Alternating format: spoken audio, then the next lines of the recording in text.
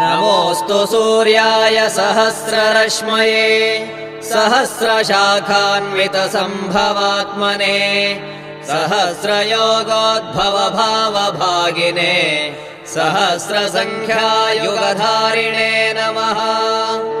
यन्मण्डलम् दीप्तिकरम् विशालम् रत्नप्रभम् तीव्रमनादिरूपम् दारिद्र्यदुःखक्षयकारणम् च पुनातु माम् तत्सवितुर्वरेण्यम्। यन्मण्डलम् देवगणैः सुपूजितम् विप्रैः स्तुतम् भावनमुक्तिकोविदम् तम् देवदेवम् प्रणमामि सूर्यम् पुनातु माम् तत्सवितुर्वरेण्यम्।